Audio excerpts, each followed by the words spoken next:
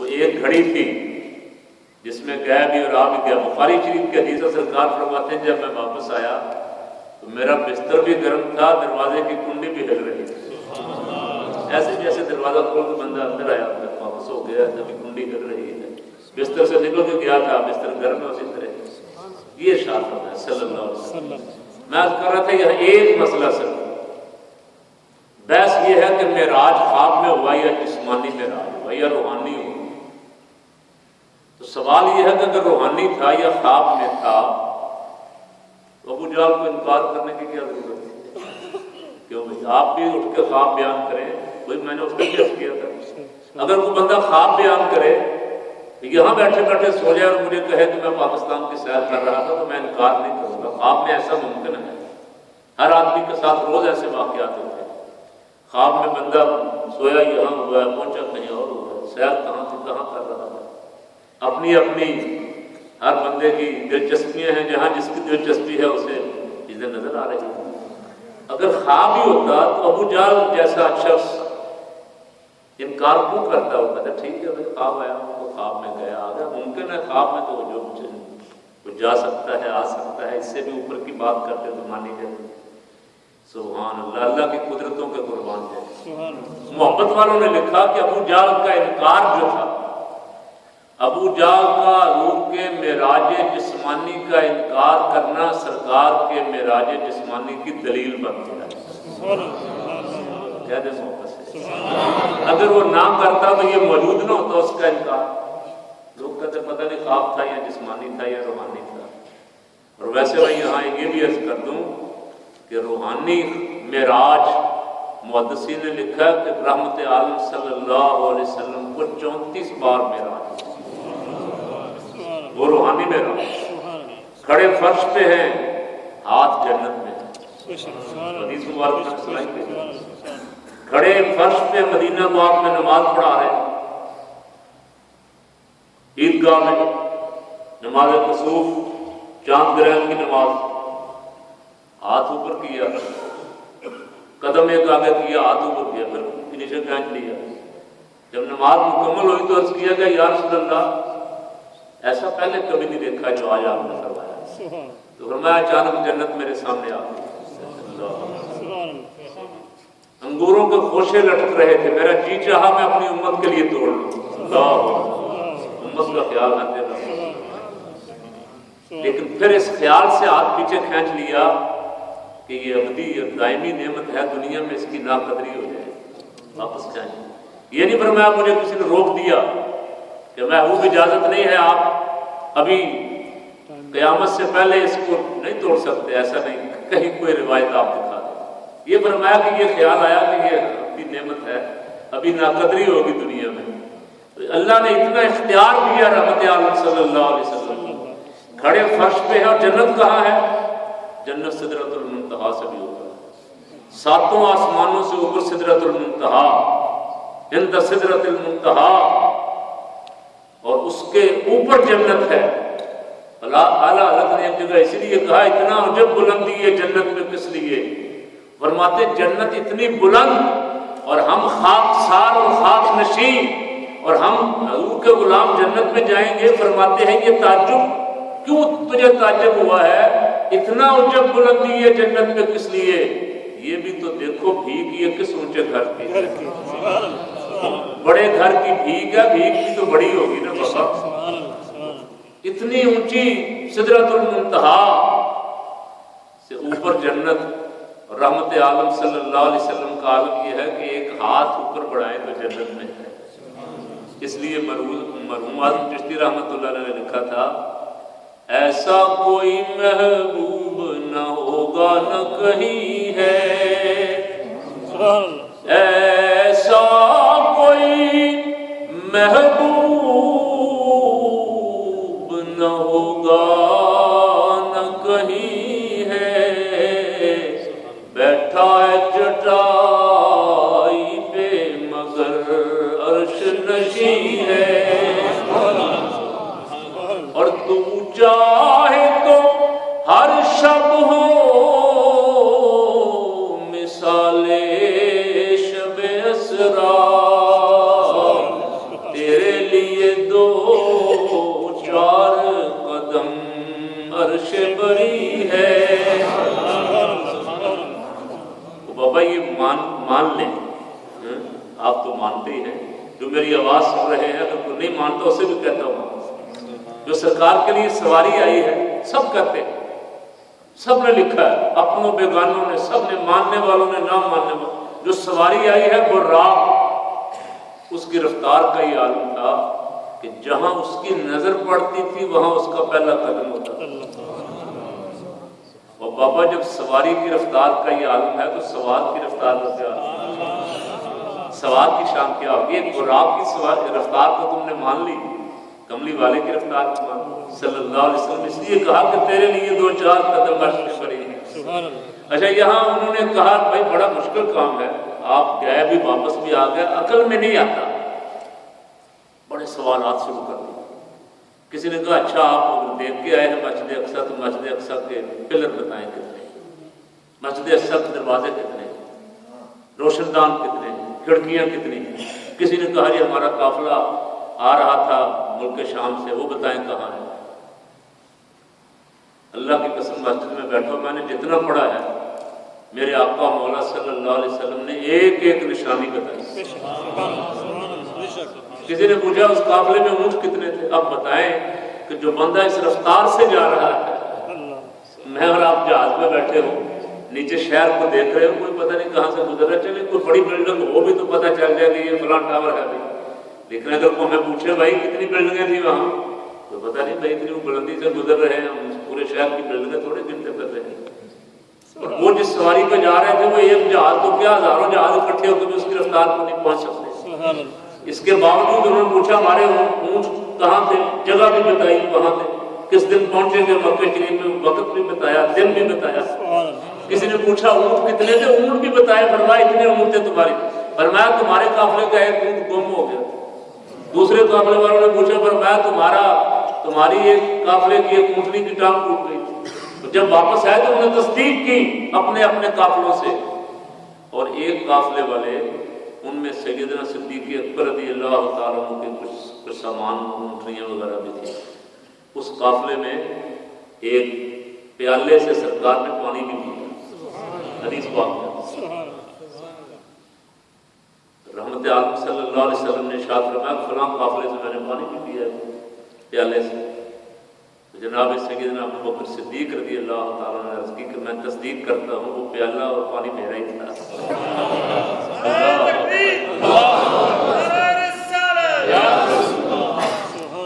मस्जिद अक्सा, मैं अपनी जिस मस्जिद में जवान हुआ हूँ मेरे सामने बनी है और 36 साल होगा मुझे जुमा पढ़ाते हुए, और मस्जिद में रहता हूँ, मस्जिद के साथ मेरा दुकान है छोटा सा।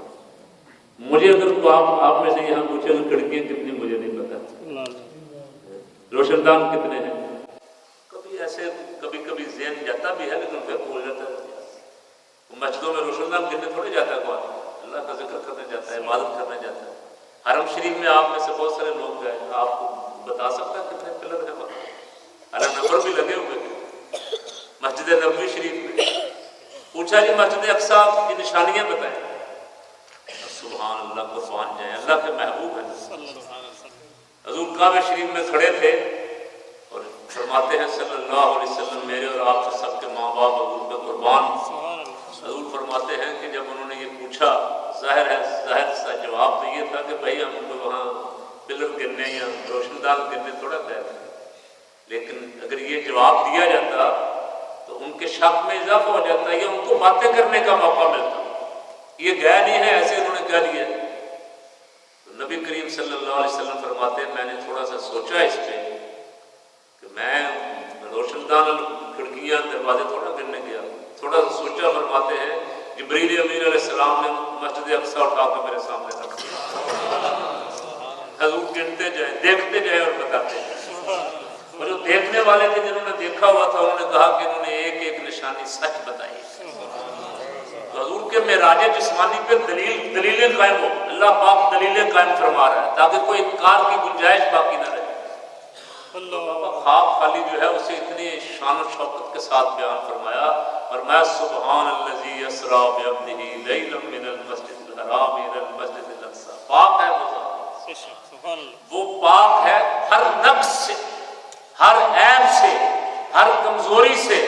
اس کی طرف کسی کمزوری کی نسبت بھی نہیں کی جا سکتی، کسی عیب کی نسبت بھی نہیں کی جا سکتی۔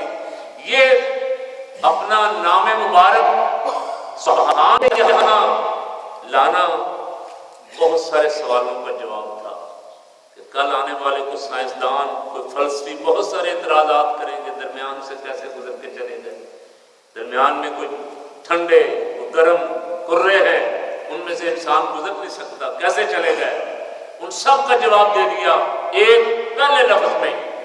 فرمایا جب بھی کبھی واقعہ معراج پہ غور کرو تو یہ سوچ لینا کہ لے جانے والا سبحان ہے، تو اس کی طرف کوئی کمزوری وہ لے گیا ہے، پاک ہے وہ ذات جس نے سیر کروائی اپنے محبوب صلی اللہ علیہ وسلم مسجد حرام سے مسجد اقصی تک، لنریہ من آیاتنا، تاکہ اپنی آیات کا مشاہدہ کروائے، اپنی نشانیاں دکھائے۔ بہت باتیں ہیں لیکن آخری بات یہ ہے کہ رحمت عالم صلی اللہ علیہ وسلم کو جو اعزاز اور شرف عطا فرمایا گیا یہ کسی کے حصے میں نہیں آیا۔ سارے انبیاء کرام سلام اللہ علیہ مجمعین اشہد ان لا الہ الا اللہ، میں گواہی دیتا ہوں اللہ کے سوا کوئی معبود نہیں ہے، وہ وحدہ لا شریک ہے۔ ساری امتوں کو بھی یہ درس دیتے رہے، امتوں کو یہ تعلیم دیتے رہے، دعوت دیتے رہے۔ بعض امتوں نے سوال بھی کیا، موسیٰ علیہ السلام سے سوال ہوا کہ آپ نے دیکھا ہے؟ موسیٰ علیہ السلام نے جا کے عرض کر دی یا اللہ میں دیکھنا چاہتا ہوں۔ قال رب ارنی انظر الیک، چھٹے سے پارے، یا اللہ میں دیکھنا چاہتا ہوں۔ فرمایا لن ترانی، تو نہیں دیکھ سکتا، ہرگز نہیں دیکھ سکتا، ولکن انظر الی الجبل فإن استقر مکانہ، فرمایا اس کے باوجود اگر تیرا اصرار ہے، ڈاکٹر جی پروان صاحب سب آپ کی طرف دیکھنے لگے، فرمایا اس کے باوجود بھی اگر تیرا اصرار دیکھنے کا ہے تو اس پہاڑ کی طرف دیکھ، ولکن انظر الی الجبل فإن استقر مکانہ، اس پہاڑ کی طرف دیکھ، اس پہ ہم اپنی صفاتی تجلی ڈالتے ہیں، اگر یہ برداشت کر گیا، یہ اپنی جگہ ٹھہرا رہا تو پھر آگے بات کریں گے آپ سے۔ اس پہاڑ پہ اللہ کریم نے سب نے لکھا ہے کہ اپنی صفاتی تجلی سوئی کے نقطے کے کروڑویں حصے کے برابر صفاتی تجلی اس پہ ڈالی۔ فلما تجلی ربہ للجبل جعلہ دکا وخر موسیٰ صاعقا، پہاڑ ریزہ ریزہ ہو گیا، موسیٰ علیہ السلام بے ہوش ہو گئے۔ کئی روز کے بعد جب ہوش آیا، وہ ہوش بھی اس طرح آیا کہ مالک نے پھر بلایا، کلام فرمایا، اس کے کلام سے ہی ہوش آیا۔ طبرانی شریف میں حدیث پاک ہے کہ جب ہوش آیا، وہ صفاتی تجلی جسے دیکھ کے برداشت نہیں کر سکے تھے، بے ہوش ہو گئے تھے، اس کا نظر پہ اثر یہ ہوا، نظر اتنی تیز ہو گئی، روشنی اتنی بڑھ گئی کہ رات کی تاریکی میں، سیاہ رات میں، سیاہ پتھر پہ چلنے والی کیڑی کو 30 میل دور سے دیکھ لیا تھا۔ جس نے صفاتی تجلی دیکھی اور برداشت نہیں کر سکے، بے ہوش ہو گیا، اس کی نظر کا یہ عالم ہے۔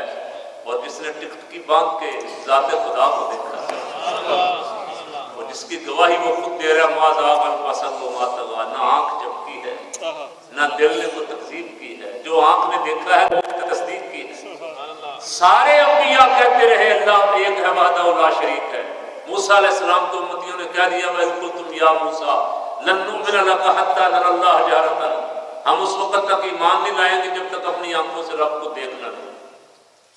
اچھا کہا چلو آؤ چلتے، ساتھ لے گئے، 70 سرداروں کو ساتھ لے گئے، عرض کی اللہ کریم کی بارگاہ میں، یہ اصرار کر رہے، یہ بے ادبی تھی پیغمبر کی بارگاہ میں اصرار کرنا، ضد کرنا کہ نہیں ہم دیکھیں گے تو ایمان لائیں گے۔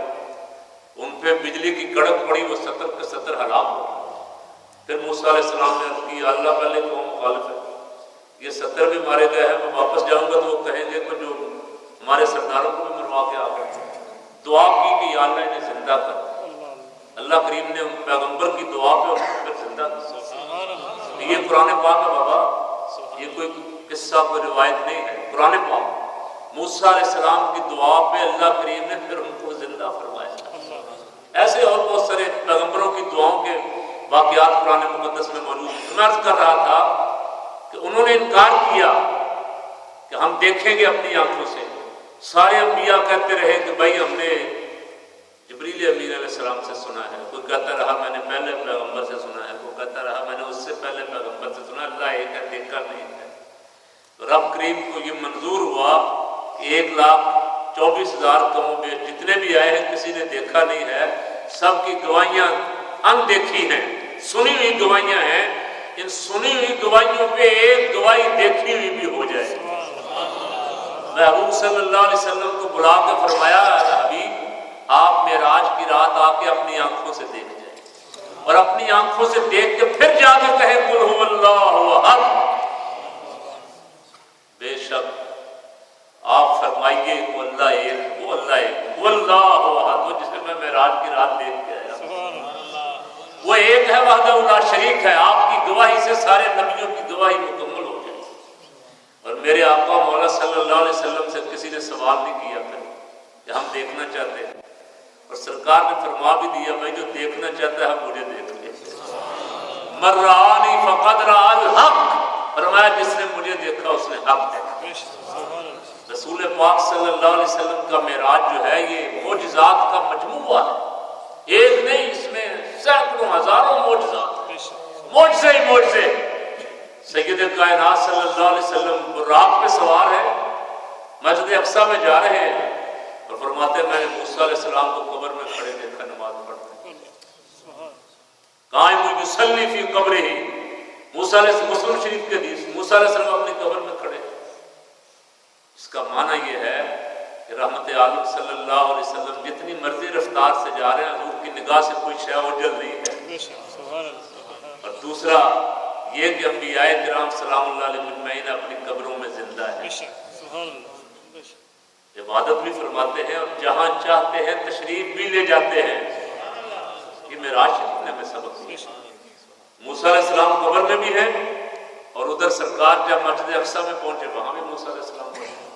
ایسے سارے انبیاء کرام سلام اللہ علیہ مجمعین انتظار میں کھڑے، اور یہ مسجد اقصیٰ والا رستہ بھی اسی لیے اختیار کیا تھا کہ حضور رحمت عالم صلی اللہ علیہ وسلم ایک تو امام القبلتین تھے، دونوں قبلوں کے امام، مسجد اقصیٰ کی طرف بھی رخ کر کے نماز ادا فرمائی، اور کعبہ شریف کی طرف رخ کر کے بھی کعبہ شریف کو قبلہ بھی حضور نے بنایا، دونوں قبلوں کے امام تھے۔ اس لیے اللہ کریم نے مسجد اقصیٰ اور بیت المقدس کو شرف عطا فرمانے کے لیے امام الانبیاء صلی اللہ علیہ وسلم کی معراج کی رات رستہ ہی یہ بنایا، فرمایا حبیب کو مسجد حرام سے مسجد اقصیٰ لے آؤ، مسجد اقصیٰ اور بیت المقدس کو حضور کی امامت کا شرف حاصل ہو جائے، نمبر 1۔ نمبر 2، سارے انبیاء کرام سلام اللہ علیہ مجمعین جن سے روز میثاق وعدہ لیا گیا تھا، قال اقررتم واخذتم علی ذلکم مصری، ان سے وعدہ لیا گیا تھا کہ نبیوں جب میرا محبوب آ جائے تو اپنی اپنی نبوتیں اور کلمے چھوڑ کے میرے محبوب پہ ایمان لے آنا۔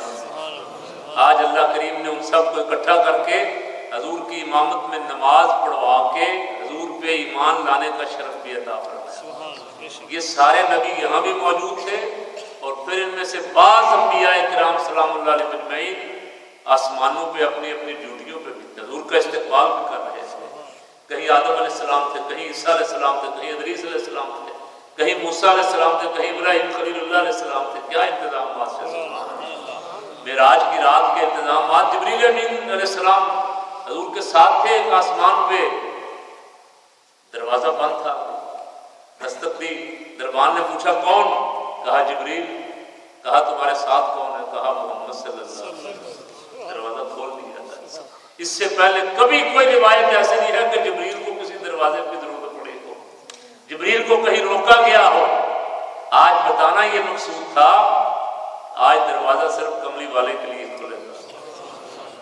آج حضور کی آمد کے انتظامات ہیں، عرش فرش کرسی ہر جگہ ایک عجیب چہل پہل، جنت کو سجایا گیا ہے، اس لیے کہ محبوب جس کے لیے ساری کائنات پیدا فرمائی تھی اسے بلایا گیا ہے، دکھانے کے لیے بلایا گیا ہے کہ حبیب ذرا دیکھو یہ ساری کائنات جو پیدا فرمائی تھی، آج ذرا اس کا ملاحظہ فرماؤ۔ تو جنت میں بھی سرور کائنات صلی اللہ علیہ وسلم نے جنت بھی دیکھی، اور اپنے بہت سارے خدام کے گھر بھی وہاں دیکھے، اور آپ کے ارشاد بھی فرمایا بلال حبشی کے قدموں کی آہٹ سنی جنت سے۔ سیدنا فاروق اعظم رضی اللہ عنہ کو فرمایا کہ میں نے جنت میں تیرا محل دیکھا لیکن اندر جانے سے تیری غیرت جو ہے وہ اڑے آئی۔ سیدنا فاروق اعظم رضی اللہ عنہ کی یا رسول اللہ یہ آپ کا اپنا ہی گھر ہے، حضور کے غلاموں کے گھر بھی جنت میں موجود ہیں الحمدللہ۔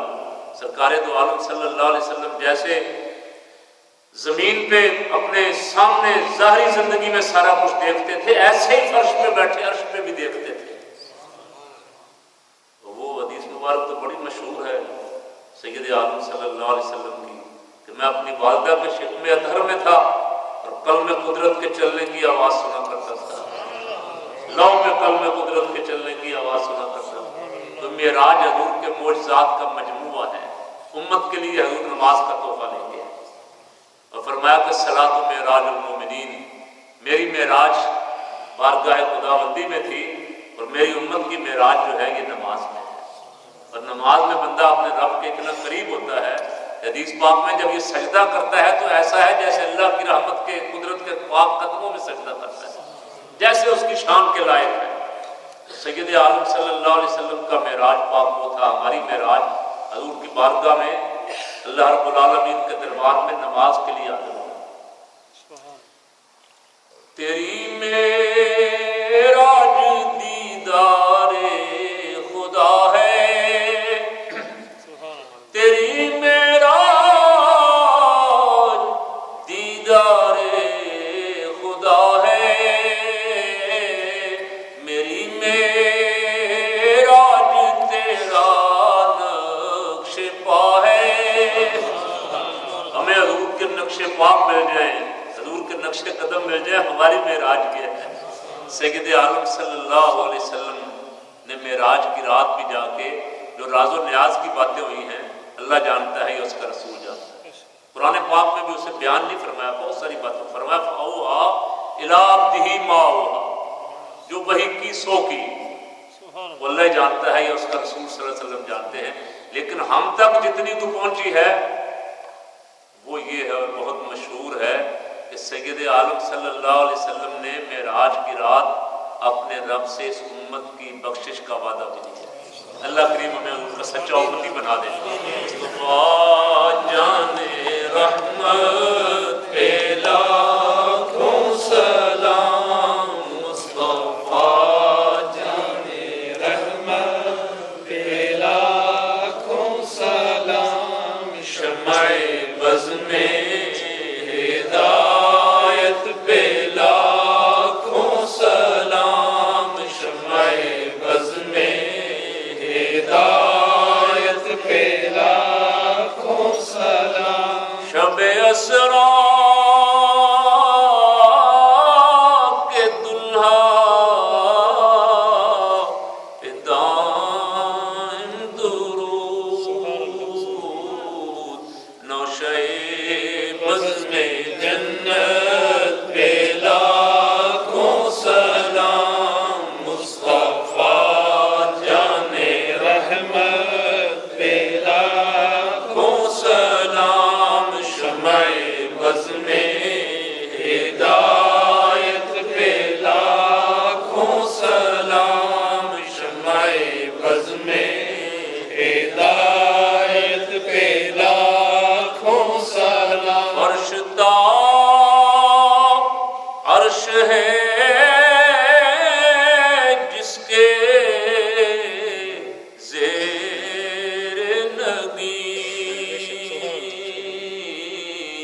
اس کے قاہر ریاست پہ لاکھوں سلام، مصطفیٰ جان رحمت پہ لاکھوں سلام، شمع بز میں ہدایت پہ لاکھوں سلام، شمع بز میں ہدایت پہ لاکھوں سلام، جان سارا بدرو احد پر درود، حق گزاران بیعت پہ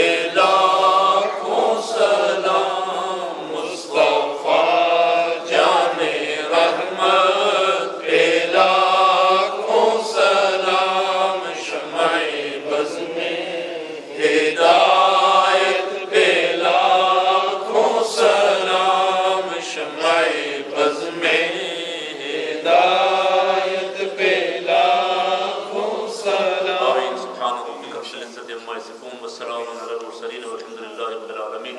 اللهم ربنا تقبل منا هذا صلاتنا وسلامنا وقيامنا انك انت السميع العليم وتب علينا انك انت التواب الرحيم. یا اللہ سید عالم صلی اللہ علیہ وسلم کی پاک اور مقدس بارگاہ میں ہدیہ درود و سلام قبول فرما. الہی جتنے حاضر ہیں تیرے محبوب پاک صلی اللہ علیہ وسلم کے معراج پاک کا ذکر کر رہے ہیں، قرآن پاک کی پڑھی گئی صورتوں کی بات کر رہے ہیں، پروردگار ان سب کی حاضریاں قبول فرما. یا اللہ قرآن مقدس کی سچی محبت نصیب فرما، قرآن پاک پہ عمل کی توفیق عطا فرما، قرآن پاک کی برکت سے رحمت عالم صلی اللہ علیہ وسلم کے نقش قدم نصیب فرما. یا اللہ ہمارے بیماروں کو شفا عطا فرما، جو مشکلات میں ہیں ان کی مشکلیں آسان فرما. سید عالم صلی اللہ علیہ وسلم کے جو امتی مظلوم ہیں انہیں ظلم سے نجات عطا فرما. آج بھی ابھی جب میں آنے سے پہلے دیکھ رہا تھا، پتہ نہیں کہیں چل رہا تھا، عراق میں پتہ نہیں 12 دھماکے ہوئے، پتہ نہیں 40 سے زیادہ افراد شہید اور 190 کے قریب جو ہوئے. کراچی میں بھی یہی عالم تھا، شام کا تو آپ سن ہی رہے ہیں جو کچھ ہو رہا ہے. اللہ رب العالمین حضور کی امت میں کرم فرما. یا اللہ ہماری غلطیاں کوتاہیاں معاف فرما. پروردگار اپنے محبوب صلی اللہ علیہ وسلم کی امت کی حفاظت فرما. یا اللہ سید عالم صلی اللہ علیہ وسلم کی امت کو ظالموں کو فتح نصیب فرما. صلی اللہ تعالی علی حبیبہ سیدنا مولانا محمد وآلہ وصحبہ برحمتک یا ارحم الراحمین.